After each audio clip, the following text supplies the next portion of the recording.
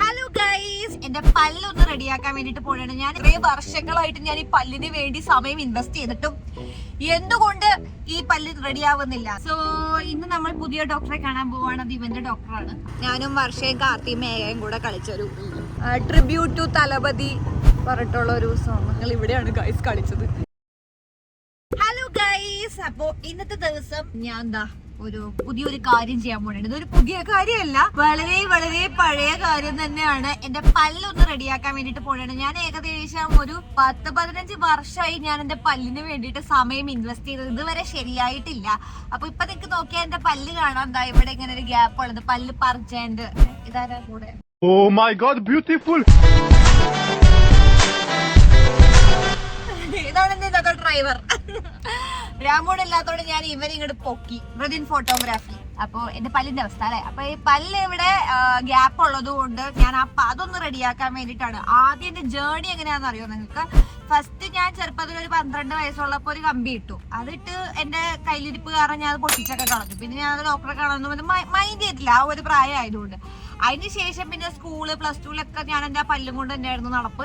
പിന്നെ ഡിഗ്രി ഒക്കെ ആയി കഴിഞ്ഞ് കഴിഞ്ഞപ്പോ ഒന്നും കൂടെ കമ്പി ഇട്ട് കഴിഞ്ഞ് കഴിഞ്ഞപ്പോ അതെനിക്ക് എന്താ പറയാ പല്ല് പറിക്കണം എന്നുള്ള കാര്യം പറഞ്ഞോണ്ട് പിന്നെ എനിക്ക് അതത്ര ഇൻട്രസ്റ്റ് തോന്നില്ല. പല്ല് പറിക്കണ്ട, പക്ഷെ കമ്പി ഇട്ടിട്ടുണ്ട്. കമ്പി ഇട്ടതിന് ശേഷം കുറച്ച് നാൾ കഴിഞ്ഞിട്ടാണ് ഈ പല്ല് പറിക്കുക. അപ്പൊ എനിക്ക് പല്ല് പറിക്കണ്ടാത്തുള്ളത് കൊണ്ട് ഞാൻ എന്ത് ചെയ്തെന്ന് അറിയോ, ആ കമ്പി ഞാൻ ഊരിക്കളഞ്ഞു. പിന്നെ ഞാൻ MBA ഒക്കെ ചെയ്ത് കഴിഞ്ഞതിന് ശേഷം ഒന്നും കൂടെ ഈ ഒരു പരിപാടിക്ക് ഇറങ്ങാന്ന് വിചാരിച്ചു ഞാൻ പിന്നെ പോയി കമ്പി ഇട്ടു. ഒരു വൈറ്റ് കമ്പി അങ്ങനെ ഇട്ടു, അതായത് ഇൻവിസിബിൾ കമ്പി. ആ ഇൻവിസിബിൾ കമ്പി ഇട്ടപ്പോ ഡോക്ടറോട് പറഞ്ഞു എന്തായാലും പല്ല് പറിച്ചേ പറ്റൂ, കാരണം പല്ല് അടുക്കുമ്പോ അതിന് ഗ്യാപ്പ് ഇല്ല പോകാനായിട്ട്. അപ്പൊ ഞാൻ പറിച്ചു. അങ്ങനെ 4 പല്ല് പറിച്ചു. പക്ഷെ എന്റെ ഒരു പല്ല് ഇങ്ങനെ എന്താ പറയാ, നല്ല അടപ്പല്ല് ഇങ്ങനെ വലിയ പല്ലായിരുന്നേ. അതുകൊണ്ട് തന്നെ അതിങ്ങനെ ഇങ്ങനെ ഇരിക്കേണ്ട പല്ല് ഇങ്ങനെയായിരുന്നേ.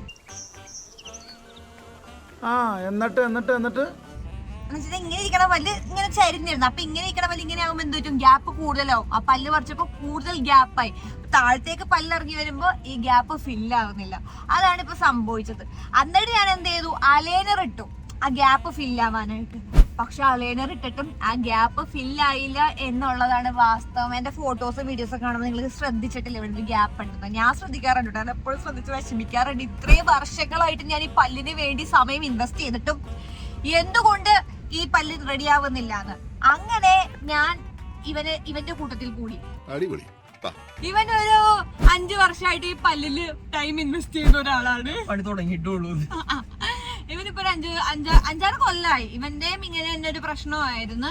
അതായത് ഇവനും എനിക്ക് തോന്നുന്നുണ്ടടാ, നമ്മുടെ വീട്ടുകാർ നമുക്ക് തന്ന പാരമ്പര്യമാണ് ഈ പല്ലിന്റെ പ്രശ്നം. അപ്പൊ ഇവൻ എന്ത് ചെയ്യുന്ന വെച്ച് കഴിഞ്ഞാൽ ഇവന്റെ പല്ലിന് ഗ്യാപ്പാനായിട്ട് ഇവൻ പല്ലൊക്കെ പറിച്ചപ്പോ കമ്പി കിട്ടിട്ടുണ്ട്. ഇവന്റെ ഒരു കമ്പി ഊരി അല്ലേ, താഴത്തെ ഊരി. അപ്പൊ ഇവൻ പറഞ്ഞു അമ്മച്ചി ആ ഡോക്ടർ അടിപൊളിയാണ്, സെറ്റാണ്.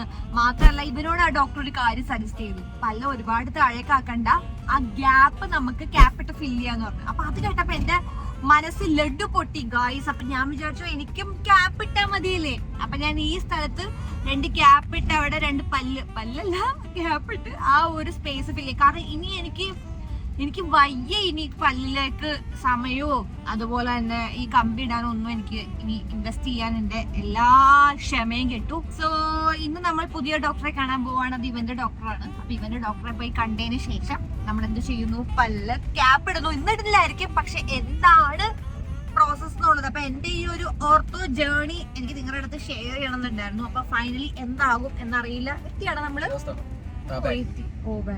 ഓക്കെ. അപ്പൊ ഗൈസ് നമ്മൾ സ്ഥലത്തെത്തി. ലെറ്റ്സ് സീ ഡോക്ടർ എന്ത് പറയുന്നത്, അമ്പൂക്കൻസു.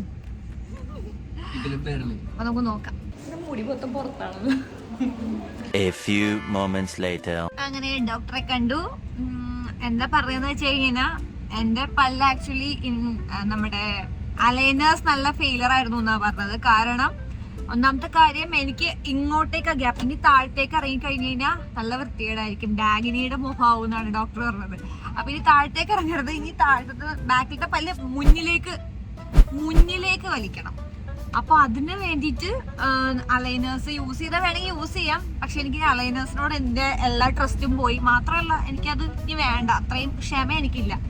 അതുകൊണ്ട് ഞാൻ മേ ബി ഇത് ടെമ്പററിലി അടയ്ക്കാം എന്നുള്ള ഒരു സംഭവമാണ്. മാത്രമല്ല എന്റെ കടി നല്ല ഡീപ്പാ. കടി എന്ന് പറഞ്ഞാൽ ഇത് കടി എന്ന് പറഞ്ഞത് അത് നല്ല ഡീപ്പായിട്ടാണ് താഴത്തെ പല്ല്. അങ്ങനെ കുറച്ച് കാര്യങ്ങളൊക്കെ ഉണ്ട്. എന്തായാലും ട്യൂസ്ഡേ ഇതിനൊരു തീരുമാനമാവും. ഇവിടെ ഇങ്ങനെ വെച്ച് തരാമെന്ന് പറഞ്ഞിട്ടുണ്ട്. എന്താ വെച്ചതെന്ന് എനിക്ക് ഐഡിയ ഇല്ല. ടെമ്പററി ആയിരിക്കും. എന്നിട്ട് അത് എനിക്ക് ഇഷ്ടപ്പെട്ടാൽ അത് പെർമനന്റ്ലി ആക്കാം എന്നിങ്ങനെ പറഞ്ഞു. നമ്മൾ ചന്ദ്രൂര് പോകുന്നുണ്ടോ?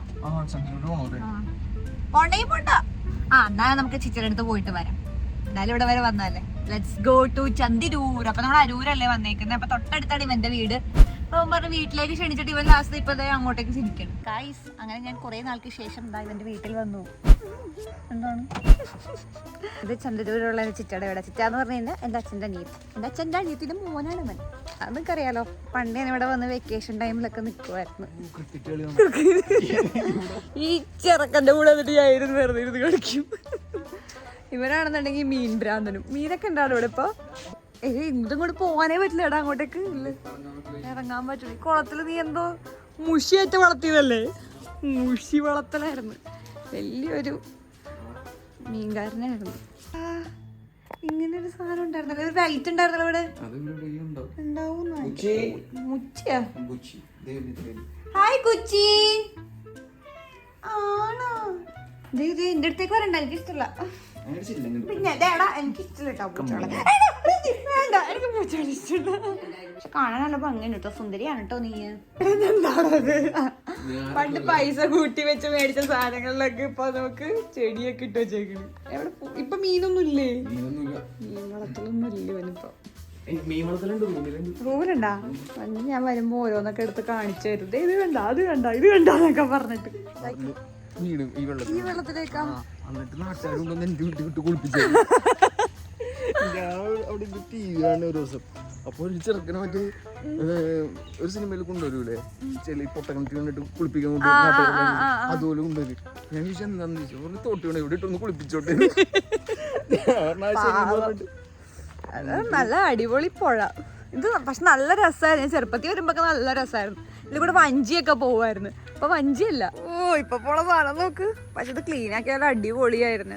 നല്ല മണമുണ്ട്. ഇവിടെ വന്നൊരു മണം ഉണ്ടാവാൻ. ചന്ദ്രൂരിന്റെ മണം. ഇവിടെ ഒരു ചെറിയ ചോട്ട ഉണ്ടായിരുന്നല്ലോ ഇവന്റെ അനിയൻ. ഇവിടെ ഞാൻ കളിക്കണ കണ്ടായിരുന്നു. കാവൊക്കെ ഉണ്ട് ഇവിടെ. ഗൈസ്, ചിറ്റ വന്നു. പറന്ന് ചിറ്റെത്തി. എല്ലാരും പറഞ്ഞു ഡ്രസ്സ് കൊള്ളില്ല മോങ്ങള്. ടോണി ഡോക്ടറും പറഞ്ഞായിരുന്നു നേരത്തെ ഡ്രസ്സ് കൊള്ളൂല എടുക്കല്ലേന്ന്. ഗൈസ്, അങ്ങനെ ഞാനും ചിറ്റയും ഇറങ്ങിയേക്കാണ് ഇവിടത്തെ വയലുകൾ കാണാൻ. ഇവിടെ എൻ്റെ ഒരു റീല് ഷൂട്ട് ചെയ്തിട്ടുണ്ട്. റീലല്ലോ, യൂട്യൂബ് വീഡിയോ. ഞാനും വർഷയും കാർത്തി മേഘയും കൂടെ കളിച്ചൊരു ട്രിബ്യൂട്ട് ടു തലപതി പറഞ്ഞിട്ടുള്ള ഒരു സോങ്. അപ്പപ്പണ്ണ തപ്പല എന്ന് പറഞ്ഞ ഡാൻസ് ഞങ്ങൾ ഇവിടെയാണ് ഗൈസ് കളിച്ചത്. ഇപ്പോൾ ഒരു 3 വർഷമായിട്ടുണ്ടാവും അത് കഴിഞ്ഞിട്ട്. കായൽ എത്തി. ഇങ്ങോട്ടേക്ക് വെള്ളം നല്ല രസമുണ്ടല്ലേ. പാലം. ഈ പാലത്തിൽ നിന്ന് ഷൂട്ട് ചെയ്തിട്ടുണ്ട്. അവിടെ നോക്കുമ്പോൾ ഭയങ്കര ചെളിക്കുണ്ട് ഗൈസ്. അതുകൊണ്ട് നമ്മൾ തിരിച്ചു പോവുകയാണ്. ഇതാണ് എൻ്റെ ചിറ്റ. ഞാനും ചിറ്റയും തമ്മിൽ കുറെ സാമ്യങ്ങളല്ലേ. അതാണ് അവൻ്റെ അമ്മ. ഇപ്പൊ അവനെയാണല്ലോ എല്ലാരും കൂടുതൽ കാണുന്നേ. ആണ് ഞങ്ങൾ ഡാൻസ് കളിച്ച സ്ഥലം ഗൈസ്. അങ്ങനെ നമ്മുടെ മുക്കുവൻ വന്നിട്ടുണ്ട്. ഇതാണാടാ ഇതുകൊണ്ട്. അത് കൊള്ളാല സാധനം. കാണിച്ചത് നോക്കട്ടെ. ഇതും കൊണ്ടൊക്കെ കിട്ടുമല്ലേ?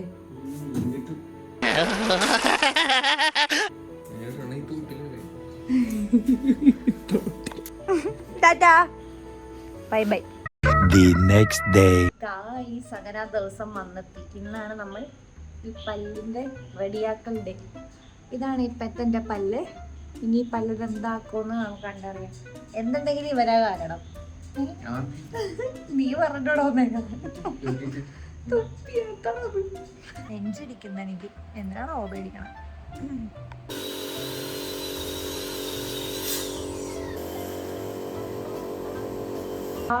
എനിക്ക് പല്ല് വന്നു. ഇത് ഏതാന്ന് പോലും തിരിച്ചറിയാനുള്ള എൻ്റെ പല്ലല്ലേ. ഇപ്പുറത്ത് ചെയ്തില്ല കേട്ടോ. ഇപ്പുറത്ത് നാളെ 24 hours കഴിയണം അടുത്ത ചെയ്യണമെങ്കിൽ. ഹാപ്പി. കൊള്ളാല്ലേ? പല്ല് പോലെ തന്നെ ഉണ്ട്. പല്ലല്ലെന്ന് നമ്മൾ മാത്രം അറിഞ്ഞാൽ മതി. അപ്പൊ ഗായ്സ്, ഇതാണ് ഇപ്പോഴത്തെ എൻ്റെ പല്ലിൻ്റെ അവസ്ഥ. ഇതാണ് ഇന്ന് ശരിയാക്കാൻ പോകുന്നത് കേട്ടാ. അയ്യോ, ഇതെന്താ ലിപ്സ്റ്റിക്കാ. ഓക്കെ, സെറ്റല്ലേ? അപ്പോൾ ഇനി ഇതിനകത്ത് ഇനി കൂടുതലൊന്നും പണിയണ്ടെന്നാണ് ഡോക്ടർ പറഞ്ഞേക്കുന്നത്. അപ്പൊ ഇത് മതി. എങ്ങനെയുണ്ട്? എന്താ അതെ ബ്ലറാവുന്ന ഫുൾ ടൈം ഇത്ര നേരം ഗ്യാപ്പ് ഉള്ളതുകൊണ്ട് ഒരു ഇതായിരുന്നു. സെറ്റ് വല്ലതും വെച്ച് ഇറങ്ങിയിരിക്കുക. സെറ്റ് വല്ലൊന്നും അല്ല ഗായ്സ്, ഇത് ചെറിയ ക്യാപ്പ് ഇടതാണ്. കൊള്ളാവോ? അപ്പോൾ നിങ്ങളുടെ അഭിപ്രായം എന്തായാലും പറയണേ കമന്റ്സിൽ. അപ്പൊ ടാറ്റ.